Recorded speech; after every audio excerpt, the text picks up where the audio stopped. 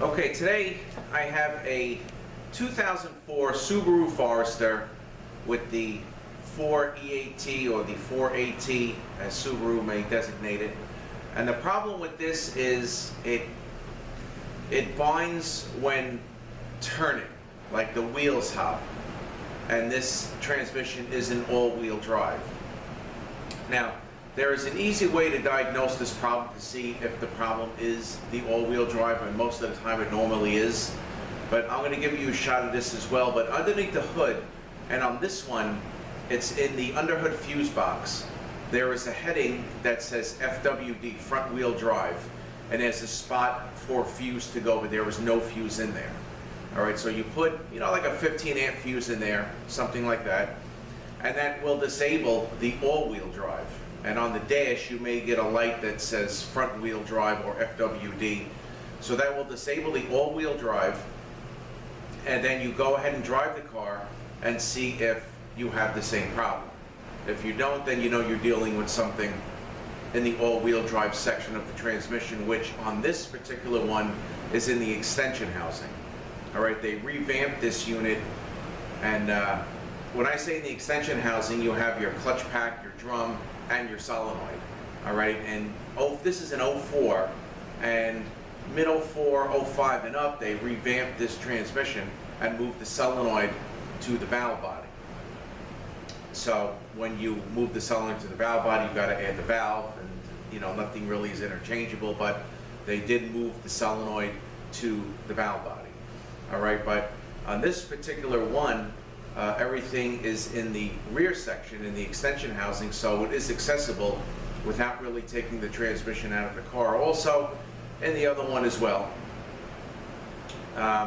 So what we want to do now that we know the problem is in the all-wheel drive section, we want to get the extension housing off, and in there is, again, a set of clutches, with the drum that the drive shaft hooks up to is the all-wheel drive section. So you have a piston, a set of springs, balance piston, the clutches and steels, and the solenoid. I actually happen to have a solenoid, and I'll show you what this thing looks like.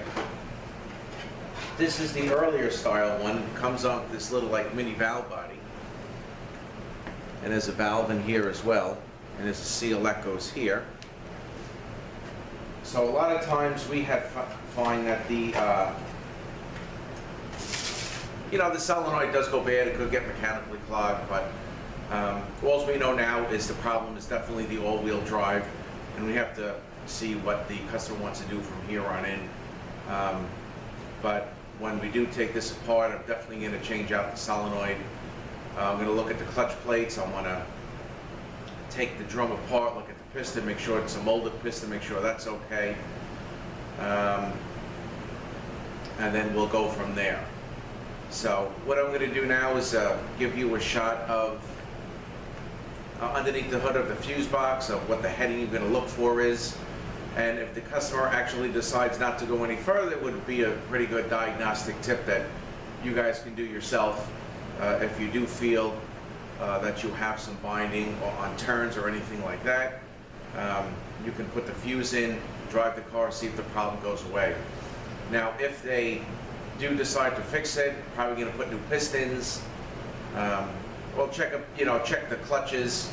They say that the aftermarket clutches, the tech services I belong to, when I speak to them, they say that you really should go with Subaru clutches. So we'll see what we're going to be dealing with. And of course, I want to drain as much fluid as I can out of there. And another tech I was talking to a while back recommends to fill it with synthetic fluid. And then go out and drive the car. Back in the day, Subaru had a bulletin out to drive in figure eights in a parking lot to get everything working again. I'm not so sure if you need to do that now, but you do need to drive the car and, of course, make some turns to make sure that everything is okay. So let me get set up underneath the hood, and I'm going to show you where the fuse is located on this one. I actually had a call on we did a road test because a guy brought the car in. He said, I want a transmission service. I says, how come? Is everything okay? And then he was telling me what the problem is, and I drove it, and sure enough, that one is an 08 was binding on a turn as well, so we put the fuse in that and it went away. And that is the later style with the solenoid in the valve body. So we're just waiting for him to make an appointment to bring it back in and tell him what we have to do with that. So it seems like he's going to want to fix that. And I guess that's about it. So let me get set up underneath the hood, and I will show you the location of the fuse. And again, maybe like a 15 amp fuse would be good. And that will disable the all-wheel drive and just give you front-wheel drive. All right, and on earlier model cars, maybe even back in the 90s, sometimes it wasn't in the underhood fuse box. There was just standalone cover. It says FWD, front wheel drive, and you lift the flap up. You know, usually in the left or right hand engine compartments. I don't exactly remember where it was located because I haven't done one of those in a while. But same thing, you would put a fuse in there, drive the car, confirm it. Back in the day, it was the solenoid all the time. And I'm assuming this could be the solenoid, but I don't want to say that until we get into this thing and check it out. You know, it could be clutch problem, could be piston problem, or it could be a solenoid, but regardless, it's definitely getting a new solenoid. And with that, the solenoid also I'm getting from the dealer. We'll see if my supplier has it, and I'll just get it from him. All right, so let me get set up over by the car, and I'll give you a location of where that fuse would go. And it's in the underhood fuse compartment, but I'll show you the heading and stuff like that. So let me just get set up, and I'll be right back. Okay, so we're under the hood, left side of the car, main fuse relay box. All right, we're going to lift this off. And if you look under here, I'll see if I can get a close-up so you can see it. Right here, it says FWD, front wheel drive. Okay, so that is right here. There's a spot for a fuse, but there is no fuse. So you put a fuse in there, and that will disable the all-wheel drive. And on the dash, a light's going to light up that says FWD, front wheel drive, to know that you don't have the all-wheel drive. All right, and of course, you start making your turns. If it is cleared up and you don't feel the chopping anymore, you know there's something going on with the all-wheel drive.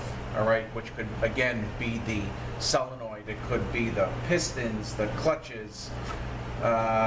So we want to see what this person wants to do, if we're going to go further with it and actually take the extension housing off where the all-wheel drive section is, and then kind of see what we got from there.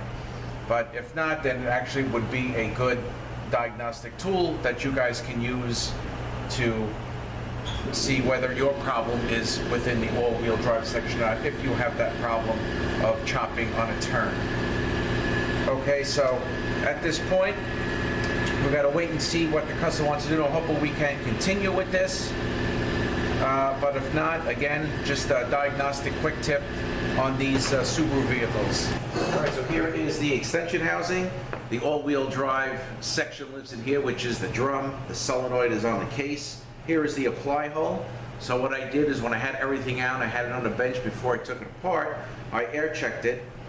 And the clutch pack seemed like it applied and stuff like that, but again, as part of the procedure, we changed out the pistons. Here's the apply piston and the balance piston. And this has not your typical springs, it has like a coil spring in between to return the piston. Okay, here is the drum. And when you're putting the drum back in, you want to be careful of the two rings, okay, because the apply hole is right here for the clutch pack. You want to be careful of the two rings as you're putting it back, so you want to put some grease on those. And the clutches, I had soaked these in synthetic oil for about 45 minutes. And now I'm just going to put everything together and just going to put it back in the car. Again, your gasket, metal gasket. So what I want to do now is I'll give you a shot of the solenoid, and we got a couple of bearings here, and I'll show you where these bearings go. But it's a pretty simple setup. And then we'll put this back together, and we're going to go make some turns out in the parking lots, and hopefully this will be resolved. So let me give you a shot of underneath the car, of the solenoid, and we'll finish up the video. All right, so I'll be right back. Okay, here is a shot of the solenoid. All right, it takes this seal, which doesn't come with the solenoid if you purchase one. Your ground wire is hooked up here for the solenoid, and then you got the 4 bolts that are torqued down to 70 inch-pounds. All right, there are the bearings, and you want to make sure this hub is smooth, which it normally is. Okay, and also behind the solenoid, when you take the solenoid off, there is a plate that has to be switched over, and also in the case, which you have access to, if you have a scribe or something, there is a screen right behind the solenoid. So you want to take that out, clean that, and put that back. All right, so this is what it looks like here. We're gonna put everything back together, put the drum back on, and then I'm going to slide the extension housing on and bolt it all back together. And here is the sensor that goes into the extension housing as well. All right, so I just want to give you guys a shot of that. Oh, for Subaru, we got some binding on turns. We put the fuse in, and it went away. So we're swapping out the transfer clutch solenoid, and I changed out the pistons and the clutches, and I soaked the clutches in synthetic oil. All right, so after this is done, take it on the road, make some circles, and hopefully all is well. All right, thanks for watching, guys. Have a great day, and we will see you next one.